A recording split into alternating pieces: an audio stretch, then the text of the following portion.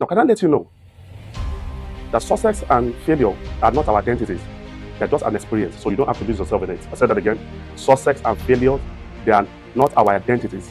They are our experiences. I need for us to understand that our life is in process. Our life is a work in progress. And we need to understand that many of our achievements, if we tie our life to our achievements, if we tie our achievements to many of the milestones we have achieved in life, we often may become arrogant.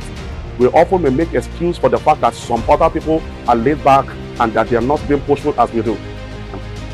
Success is an experience, and that for us to also be able to maintain that experience, it takes continual perseverance, it takes hard work and more dedication to be able to maintain that pinnacle. That is why it is an experience. It is not our identity. So also it's also failure. Somebody described failure as just a bend on the way. It is not the finality of the journey. It is not our identity. It is an experience. Our life failures can also be altered if you understand that it's just an experience. It is not our identity.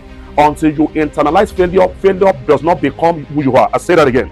Until you internalize failure, failure does not become who you are. Someone said, as we were like grasshopper in our own eyes, and so they saw us.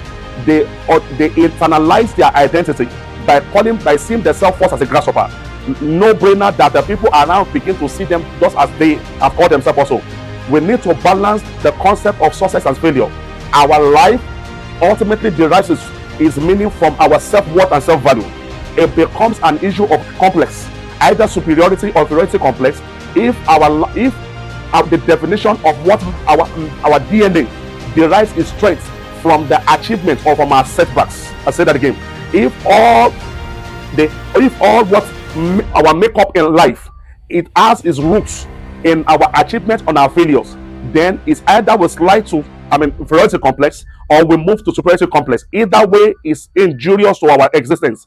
We need to know that until we understand that life in itself is a process and is a journey, and that whatever thing you are experiencing now, remember I said success and failure, they are experiences. That whatever you are experiencing now, either success or failure, it is only an experience. It is not even your identity. It becomes your identity when you constantly engage yourself. Just as you want to maintain success, you have to constantly engage yourself in the rules and everything that supports the infrastructure of success. So also, failure becomes your identity when you constantly find yourself to be practicing every negative principle and tips and nuggets of life that can engender constant failure. When life, for us to know that our life must not be overbloated by the reason of the current realities, either of our success or our failures. When we live in the reality of our failures, we often will get to have setbacks. We'll be discouraged to be able to forge on. So also when we live in the full reality of our successes, we tend to be overbloated, we tend to be arrogant, and we often begin to make excuses.